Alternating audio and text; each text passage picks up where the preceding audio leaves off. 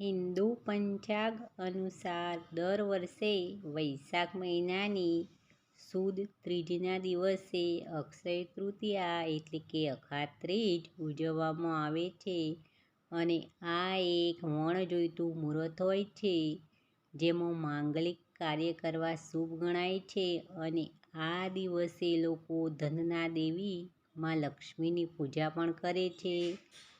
અને અક્ષય તૃતીયાના દિવસે એટલે કે અખાત્રીજના દિવસે લોકો શુભ વસ્તુઓની ખરીદી પણ કરતા હોય છે.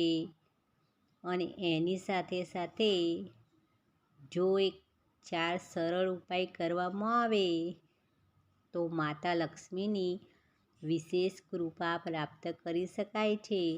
તો ચાલો જાણીએ કે આ વર્ષે અક્ષય તૃતીયાના દિવસે આ સરળ ઉપાય કરવાથી શો ફાયદો થઈ શકે અને સરળ ઉપાય કયા કયા છે.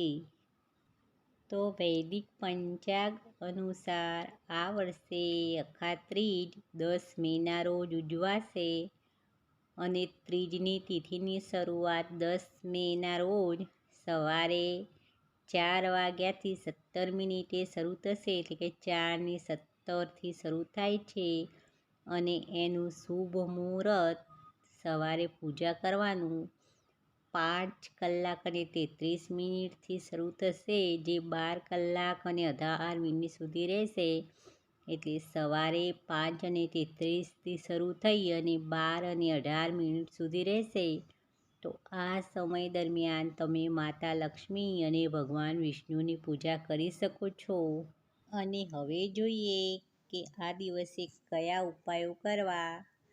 તો આ દિવસે આર્થિક સમસ્યામાંથી મુક્તિ માટેનો પ્રથમ ઉપાય તો અક્ષય તૃતીયાના દિવસે માતા લક્ષ્મીની પૂજા કરવી. આ દિવસે માતા લક્ષ્મીને ગુલાબના ફૂલ અર્પણ કરવા અને વિધિ વિધાનથી પૂજા કરવી. સાથે જ તેમને ખીરનો ભોગ ધરાવવો. આમ કરવાથી સુખ સમૃદ્ધિ વધે છે અને જો તમારા જીવનમાં આર્થિક સમસ્યાઓ હોય તો તેનાથી છુટકારો મેળવવા માટે અખાત ત્રીજના દિવસે માતા લક્ષ્મીને કેસર અને હળદર અર્પણ કરો.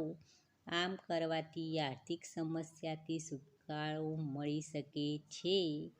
પછી આ પણ એક ઉપાય છે કે ઘર પરિવારની પ્રગતિ માટે અખાત ત્રીજના દિવસે સોનાના ઘરેણાંની ખરીદી કરી અને તેને ઘરની ઉત્તર દિશામાં રાખો. કહેવાય છે કે આ દિવસે ખરીદેલું સોનું ઘરમાં સુખ સમૃદ્ધિ વધારે છે અને માતા લક્ષ્મીની કૃપા ઘર પર હંમેશા બની રહે છે.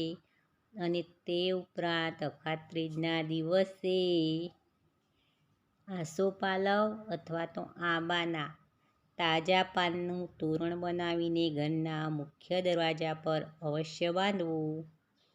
તો આ ઉપાયો સરળ ઉપાયો કરવાથી માતા લક્ષ્મીની કૃપા હંમેશ માટે તમારા પર બની રહે છે.